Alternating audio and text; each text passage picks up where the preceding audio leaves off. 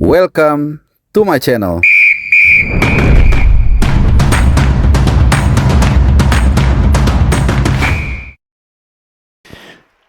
Ya, teman-teman, selamat datang di channel Bung Harpa.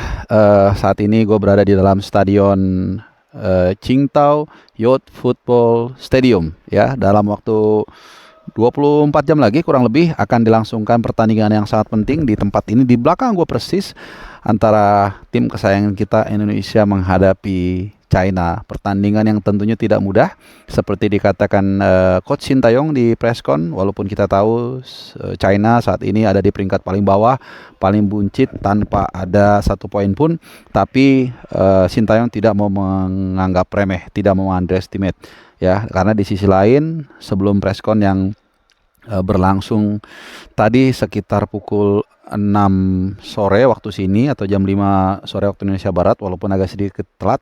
Sebelumnya itu juga berlangsung konferensi pers Branko Ivankovic, dan di situ Branko Ivankovic juga mengatakan dia akan serius ya, akan berupaya semaksimal mungkin untuk bisa paling tidak nggak kehilangan poin. Ya, dia mengatakan dengan banyaknya jurnalis yang hadir ini menunjukkan betapa pentingnya pertandingan ini buat China, dan dia juga tahu kursi kepelatihannya akan sangat terancam kalau sampai mereka kalah dari Indonesia. Nah, kembali ke Indonesia, teman-teman semua, saat gua berbicara Martin Paes yang juga tadi hadir di konferensi pers menemani coach kesayangan kita tuh, itu dia. Kita lihat sedang menyusun kon dan juga setting latihan. Ya, ini adalah awal-awal atau pemanasan ya, pitch testing menjelang pertandingan besok. Tentunya di kesempatan kali ini juga terutama di preskon tadi STY mengatakan melalui penerjemahnya mengkonfirmasi memang Jordi Amat kemungkinan besar tidak akan bisa tampil, dan bahkan juga kalau dari berita yang beredar itu Pak Sumarji mengatakan Jordi Amat akan dipulangkan karena di pada sesi konferensi pers itu Sintayong mengatakan Jordi Amat mengalami cedera ankle kambuhan kronik ya waktu pertandingan menghadapi lawan Bahrain. Jadi cepat sembuh buat Jordi Amat. Yang pasti kita akan tunggu siapa yang akan menggantikan posisi Jordi Amat untuk menemani Bang Jaya dan juga Max Hilgers di pertandingan besok. Nah, teman-teman semua, di sesi konferensi pers juga tadi Sintayong sempat menyinggung soal dirampoknya kemenangan kita yang sudah di depan mata menghadapi Bahrain. Tapi di saat yang sama dua juga mengajak bukan hanya pemain, tapi juga kita semua untuk fokus di pertandingan besok menghadapi China. Hasil yang tidak bisa dirubah, hasil yang tentunya memang akan disayangkan, tapi kalau kita mau lihat dari hasil yang positif, sebenarnya kita di 3 pertandingan di kualifikasi Piala Dunia kali ini di round 3 di grup C itu kita belum terkalahkan. Ya, even Australia pun sudah pernah kalah, Saudi pun juga pernah kalah, Bahrain pernah kalah, China pernah kalah. Jadi hanya kita dan Jepang yang sebenarnya belum pernah kalah dan bahkan hampir menang. Jadi semangat itulah yang harus diusung untuk bisa besok Garuda bisa terbang kembali ke Indonesia dengan membawa 3 poin. Nah, yang menarik juga teman-teman, di sesi konferensi pers itu gue juga sempat bertanya kepada Sintayong soal lini pertahanan. Ini menjadi concern karena kebetulan yang dibawa juga adalah Martin Paes. Ya, ini menjadi pertama kali dia menghadiri konferensi pers setelah menjalani 3 pertandingan bersama tim nasional. Dan di situ gue bertanya soal kebobolan di menit-menit terakhir yang terjadi di pertandingan menghadapi Bahrain ya. Meskipun memang kita juga melihat ada unsur kelalaian wasit yang membiarkan waktu begitu lama dari yang seharusnya, tapi Sintayong sendiri juga mengatakan kita juga di sisi lain harus belajar untuk tidak mengulangi hal yang sama. Nah, ini yang gue tanyakan ke beliau, dan gue bertanya apa yang sudah Anda katakan ke pemain untuk tidak melakukan hal yang sama. Pertama, tentunya sebagai tim Indonesia harus konsentrasi. Nah, ini yang mungkin menjadi catatan kemarin, karena kalau kita lihat tapi pemain itu lebih fokus ke arah bola. Ya, mungkin memang mereka sudah capek dan kemudian juga tidak selesai-selesai, tapi tetap ya sebagai seorang petarung, sebagai pemain itu harus fokus apapun yang terjadi.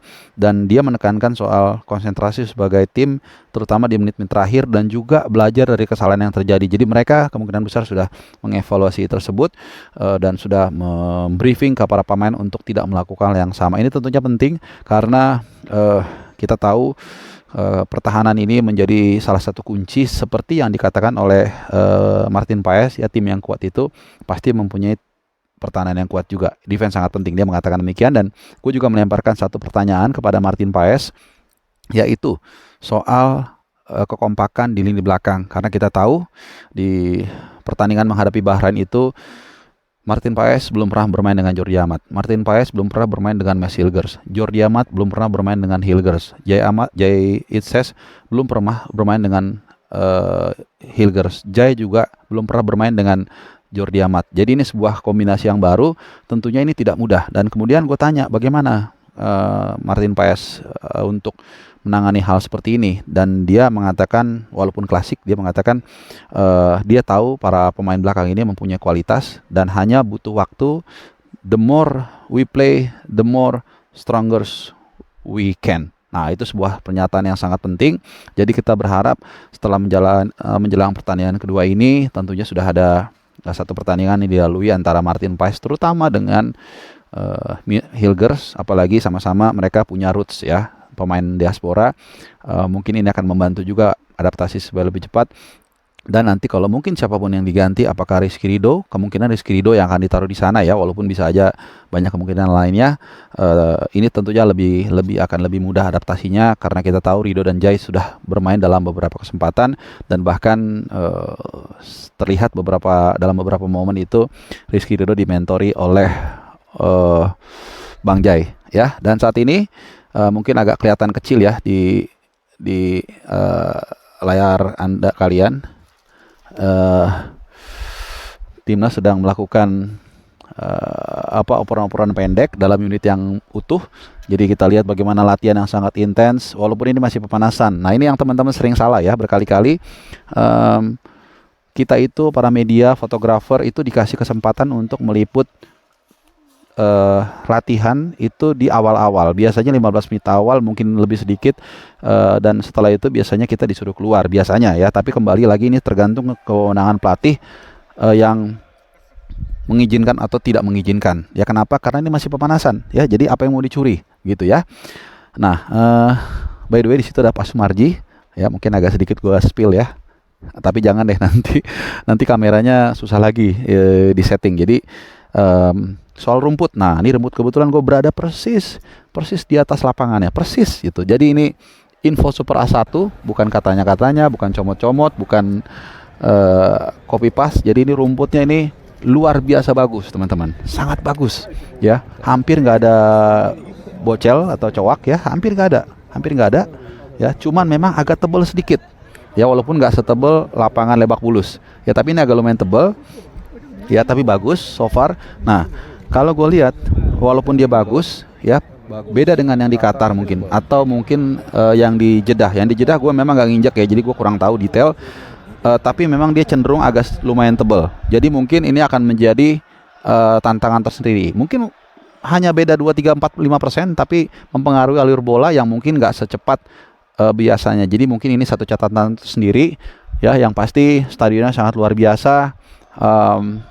Dari beberapa stadion yang gue pernah datengin, ini sebenarnya mirip dengan Stadion Altumama. Entah mengapa auranya mirip seperti itu. Warnanya juga, coraknya juga biru. Dan ya itu kita lihat ya, teriakan-teriakan dari para pemain Indonesia luar biasa ya. Mudah-mudahan teriakan-teriakan mereka itu bisa membakar semangat tim nasional kita untuk meraih 3 poin. Nah, kemudian juga kita lihat, mungkin kali ini gue akan bocorkan sedikit ya buat kalian, atau nanti gue akan gue akan ambil shot sendiri, nanti gue akan insert ke kalian supaya lebih nyaman. Ada bendera dari tuan rumah China, AFC, FIFA, dan juga logo Piala Dunia ya, diapit di kanannya adalah bendera merah putih.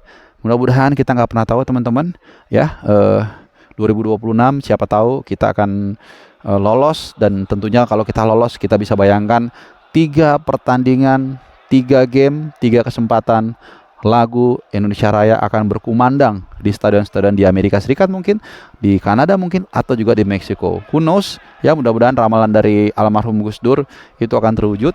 Dan tentunya ini sebuah kebanggaan yang sangat luar biasa ya. Pasti kita sekalian setuju, mau apapun hasilnya di bawah grup, kita tentunya akan menjadi bangsa yang sangat bangga karena berhasil lolos ke Piala Dunia ya. Dan ya ada juga di sini sama, nanti gua akan shot aja ya apa namanya, mozaik. Ini adalah spanduk yang sudah dibentangkan oleh pendukung tuan rumah. Ini mungkin seperti kurva sudnya ya, kurva sud, kurva north ya. Gua nggak tahu mana yang north, mana yang south.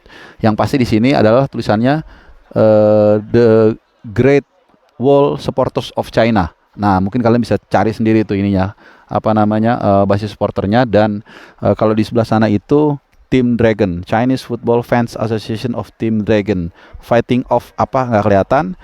Dan kita lihat coach Shin ini udah lari nih ya. Ini nih coach Shin nih, mana ya? Ini nih. Nah, tuh coach Shin yang baju hitam tuh ya. Sudah mulai mungkin lebih serius lagi, intens latihannya. Sementara Pak Sumarji dari sisi yang sana. Nanti gue coba shot satu-satu kalau dapat semua, mudah-mudahan ya. Jadi ikutin terus. Dan oh ya teman-teman, besok gue akan live dari sekitar stadion. Yang nggak tahu nanti bagaimana teknisnya, jam 15.00 waktu Indonesia Barat. Jadi stay tune terus, dan juga kita tentunya akan memantau para pemain kita. Mudah-mudahan semuanya segar, mudah-mudahan semuanya bugar, karena Sandy Walsh juga sudah pulih dari cedera. Iya, Sandy Walsh ada di sana. Kalau kita lihat mungkin agak kecil ya, tapi yang pasti memang Jordi Amat kelihatannya nggak kelihatan ya, dan memang katanya tidak akan ditampilkan ya, atau dibawa. Nah teman-teman, kita sambil nunggu ini Pak Sumarji lagi on the way ke sini. Nah nanti kita akan todong ya, kita akan todong, nanti gua akan insert di bagian yang belakang. Yang pasti ini adalah momen yang kita sangat tunggu-tunggu ya, semuanya nggak sabar menunggu pertandingan menghadapi China. Dan sekali lagi, kalau kita seandainya berhasil mengalahkan China, artinya kita meraih 3 poin dan totalnya menjadi 6 poin, maka kita akan menjadi tim Asia Tenggara pertama yang memperoleh poin tertinggi di round 3 kualifikasi Piala Dunia, teman-teman semua ya. Ya, dan kita mungkin bisa lihat juga itu sudah mulai latihan oper-operan, jadi sudah semakin intens. Mungkin gak lama lagi nanti kita akan disuruh keluar. Jadi untuk sementara videonya ini dulu teman-teman. Nanti akan ada lagi video update soal kondisi terakhir tim nasional kita menjelang pertandingan menghadapi China. Jadi untuk sementara ini gua ciao dulu. Kita akan ikuti pemanasan dari tim nasional Indonesia. Bye bye, pas banget diusir.